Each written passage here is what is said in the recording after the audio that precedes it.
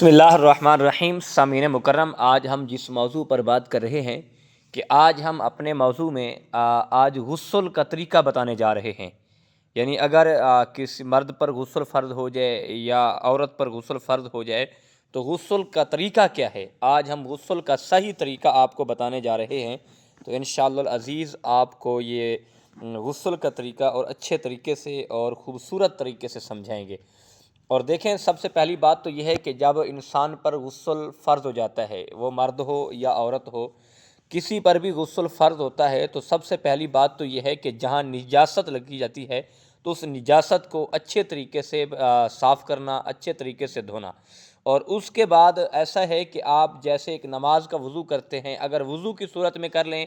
تو آپ ایسے ہے کہ نماز کا وضو بھی ہو جائے گا، اس میں آپ کی سنتیں بھی آ جائے گی اور غسل کے جو فرض ہیں وہ بھی مکمل ہو جائیں گے۔ اور اصل جو غسل کے فرض ہیں وہ 3 ہیں۔ یعنی آپ سب سے پہلے جو ہے یہ استنجا کریں گے، جہاں نجاست لگی ہوئی ہے وہ صاف کریں گے۔ اس کے بعد آپ نے سب سے پہلے جو ہے وہ ہاتھ دھونے ہیں۔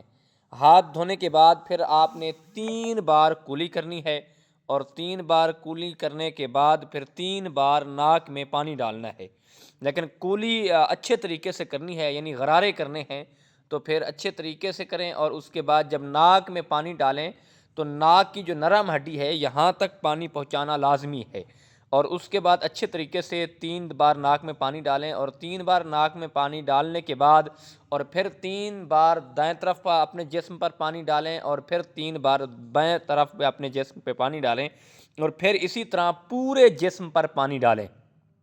یعنی جسم کا کوئی ایک بال بھی خشک نہ رہے، کوئی تھوڑی سی جگہ بھی اگر خشک رہ گئی، ایک بال بھی، یعنی سر کے بال ہیں ان میں سے کوئی بال خشک ہو گیا، داڑھی کے بال ہیں ان میں سے کوئی بال خشک رہ گیا تو آپ کا غسل نامکمل ہے۔ اس طرح بھلے آپ 100 بار نہاتے رہیں اور آپ 100 بار پانی اپنے اوپر بہاتے رہیں تو آپ کا غسل کسی صورت میں نہیں ہوگا، آپ کا جسم ناپاک ہی رہے گا۔ پھر آپ نہ ہی نماز پڑھ سکتے ہیں اور نہ ہی آپ قرآن پاک اٹھا کر قرآن پاک کی تلاوت کر سکتے ہیں۔ اور نماز پڑھنے کے لیے جب غسل کرتے ہیں تو غسل اچھے طریقے سے کرنا چاہیے، جسم کا کوئی ایسا حصہ نہ ہو جو خشک رہ جائے،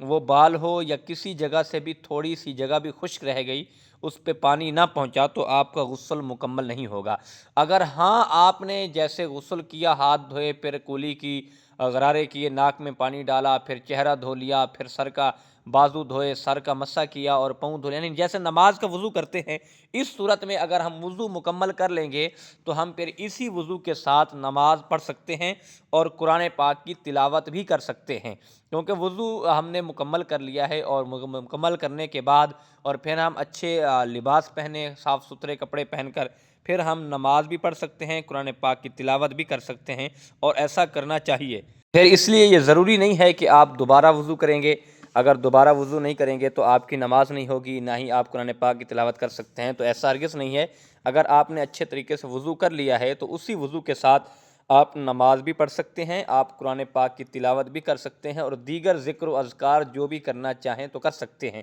اور ویسے اگر آپ وضو نہ ہی کریں، یہ انسان کی زبان تو پاک ہے، آپ اس زبان کے ساتھ ذکر و اذکار کر سکتے ہیں، لیکن قرآن پاک اٹھا کر آپ تلاوت نہیں کر سکتے، اور آپ نماز نہیں پڑھ سکتے، آپ یعنی نوافل نہیں پڑھ سکتے، اور آپ سنتے نہیں پڑھ سکتے۔ بقیہ جو زبان سے آپ عبادت کرنا چاہیں تو آپ عبادت وہ کر سکتے ہیں، یعنی ذکر و اذکار، درود پاک پڑھنا یا استغفار کرنا، اس طرح کی جو عبادات ہیں، یہ ذکر ہیں، وہ کر سکتے ہیں۔ اور اللہ ہمیں نماز پڑھنے کی اور ہم ہر وقت ہمیں اللہ پاک رہنے کی توفیق دے۔ اللہ ہم سب کا حامی و ناصر ہو، وما توفیقی الا باللہ۔